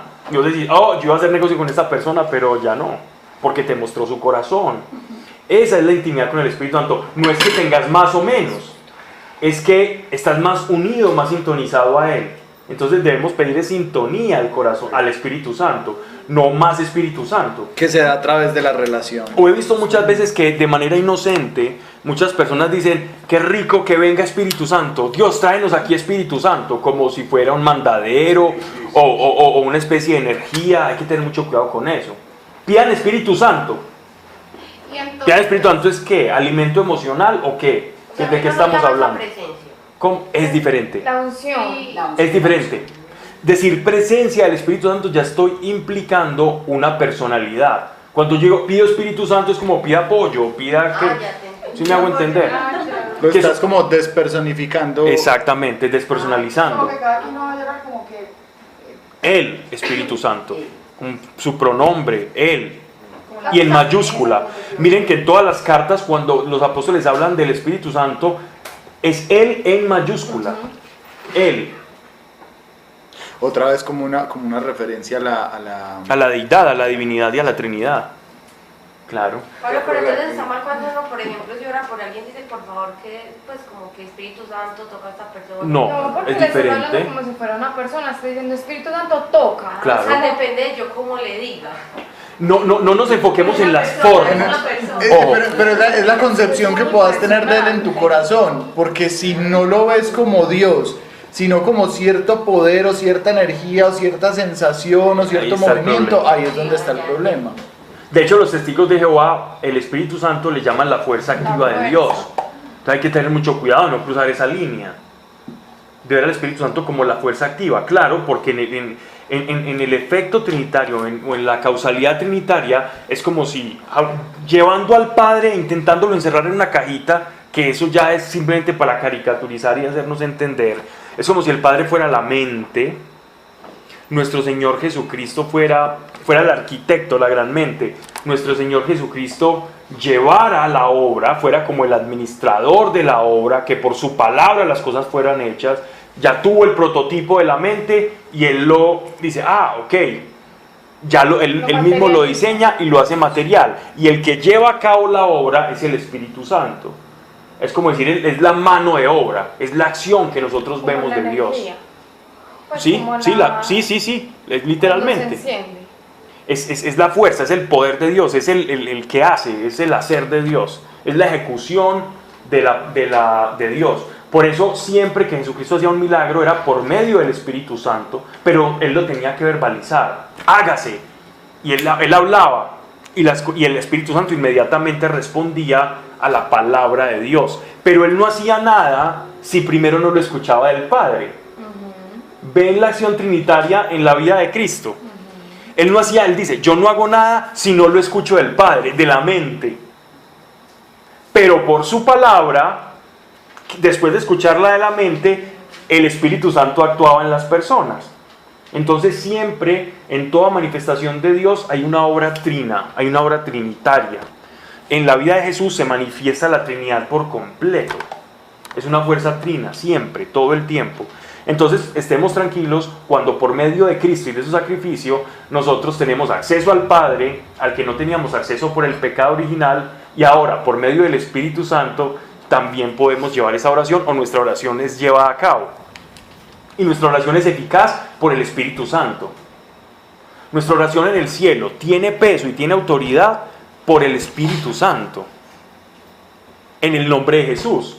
Porque como Él es el Verbo, en su nombre, sobre todo nombre, por eso hay que tener una buena concepción del nombre de Cristo para saber usarlo. Porque si tú usas el nombre de Cristo, cuando te lastimas un dedo, el dedo pequeño en el borde de la cama, tú lo utilizas así indiscriminadamente y con ese mismo nombre oras y con ese mismo nombre expulsas demonio. Entonces, ¿dónde está en tu corazón ese nombre? ¿Dónde verdaderamente lo tengo? ¿Cierto?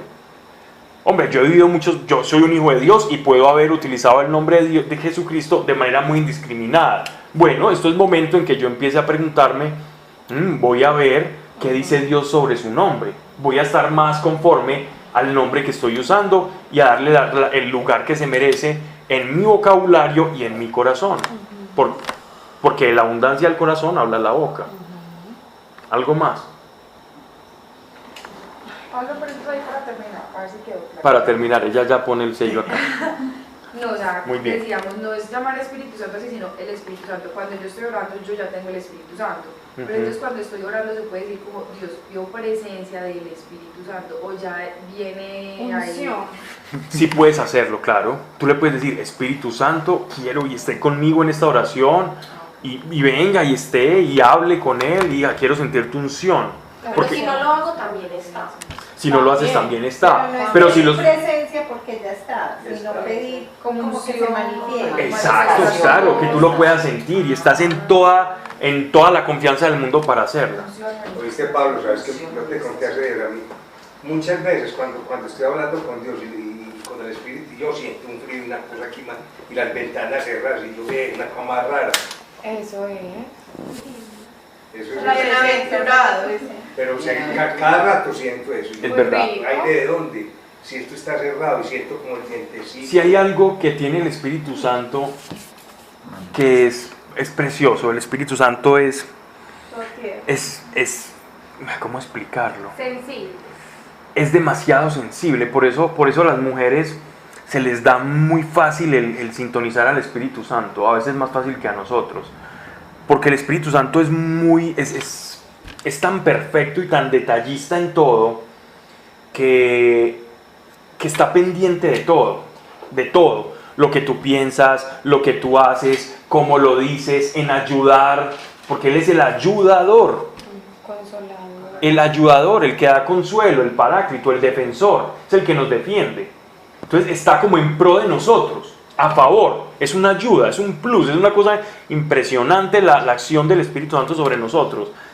Y es muy, es decir, él conoce lo que hay en el corazón del Padre, pero que no se nos olvide que el propósito del Espíritu Santo es glorificar a Jesucristo, no a Dios, a Jesucristo. El propósito del Espíritu Santo en esta tierra, en cada uno de nosotros, es glorificar el nombre de Jesucristo.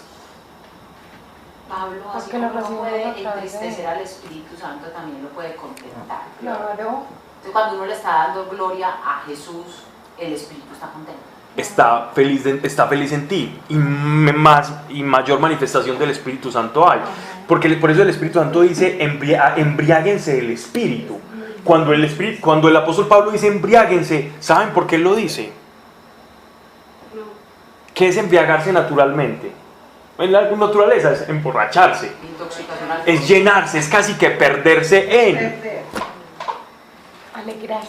Quiere decir que uno en el Espíritu Santo se puede perder, uno se puede llenar de su presencia y perderse, y perder el sentido de quién soy yo incluso en Él y escondido en Él. Y ahí es donde se tienen las experiencias más espectaculares con el Señor, a través del Espíritu Santo.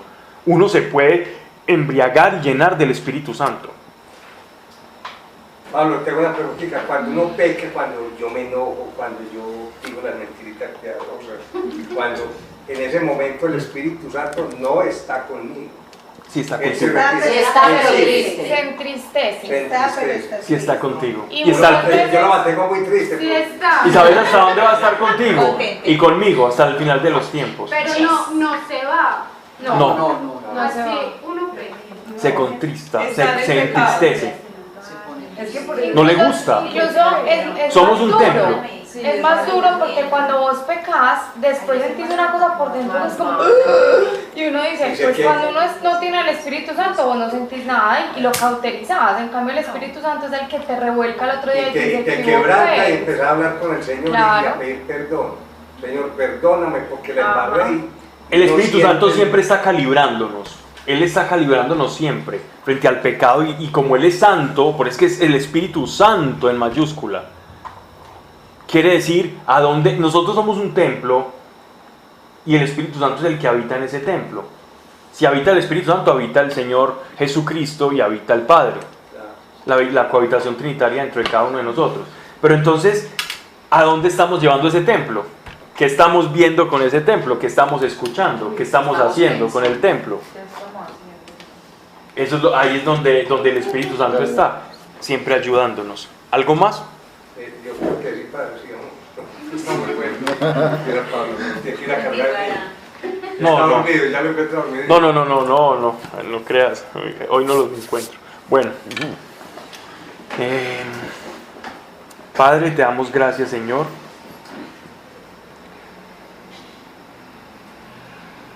Qué bueno, Padre, que se den estas conversaciones, Señor, porque esto es lo que más te interesa a ti, es la relación con el ser humano.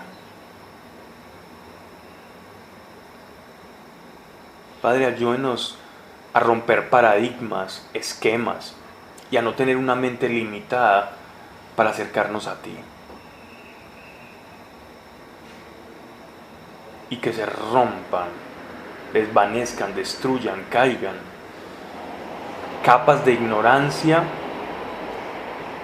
y sean suplidas por revelación de quién eres tú y de la tranquilidad en la que nos podemos acercar a ti, Señor, con toda la confianza plena, tal cual somos nosotros, sin fingimiento, sin añadiduras, sin hipocresía, delante del corazón tuyo, Padre nuestro, pero siempre sabiendo que no por mérito propio gozamos de esta gracia, porque esta gracia tuvo un precio que no se nos olvida a nosotros, que es tu sangre, que fue derramada por cada uno de nosotros, por tu amor, nos has rescatado. Y en ese agradecimiento, Señor, confiados entramos al trono de la gracia, para recibir de Él, Señor, todo aquello que necesitemos, conforme tus bienes en gloria. En el nombre de Jesucristo de Nazaret, y así sea para todos. Amén. Amén.